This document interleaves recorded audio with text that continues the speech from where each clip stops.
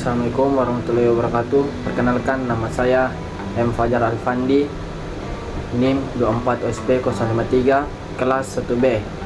Saya akan menjelaskan cara kerja rangkaian forward reverse limit switch. Pengertian rangkaian forward reverse dengan limit switch.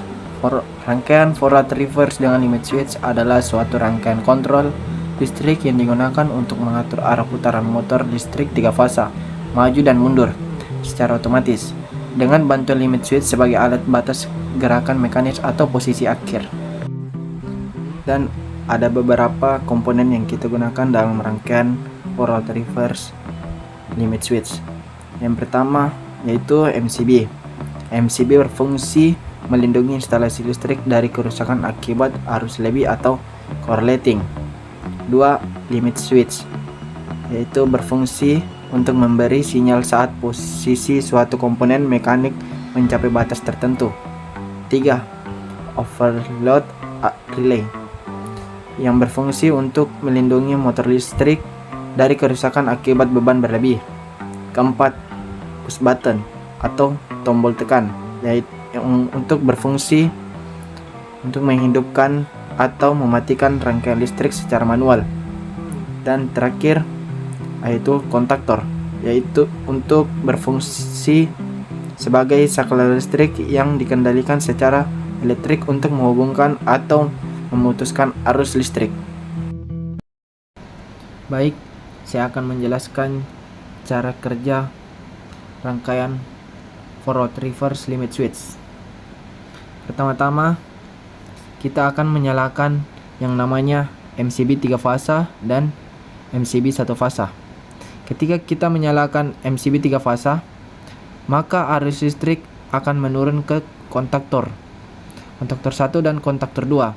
Arus listrik akan mengalir terus ke yang namanya tor, dan tor akan mengalir ke motor. Di sini keadaan motor masih belum terputar. Nah, kita masuk ke MCB 1 fasa.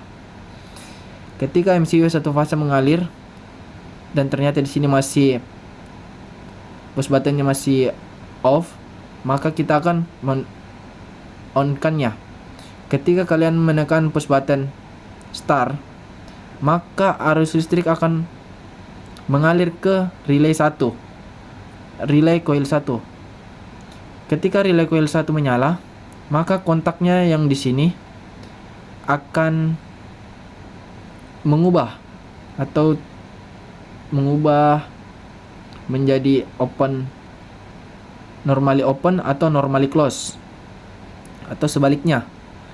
Nah, dan arus listrik akan mengalir ke yang namanya coil kontaktor 1. Ketika coil kontaktor 1 menyala, maka putaran motor akan menyala juga. Putaran motor akan menyala, yaitu berputar searah jarum jam atau forwards atau maju. Nah, ketika sudah menyala, ketika kalian menekan yang namanya limit switch, kalian menekan limit switch yang di sini awalnya tertutup akan menjadi terbuka di sini, dan di sini akan menjadi tertutup. Nah, arus listrik akan mengalir ke relay 2, relay coil 2. Nah, apabila relay coil 2 aktif, maka kontak yang di sini yang awalnya terbuka akan menjadi menutup. Jadi arus listrik akan mengalir ke timer. Nah, fungsi timer di sini untuk menghentikan putaran motor sesuai yang apa kalian atur. Nah, ketika sudah waktunya mati, maka timer yang di sini akan terbuka, dan di sini yang awalnya terbuka akan menutup. Dan apabila sudah di sini sudah terbuka, maka arus listrik tidak akan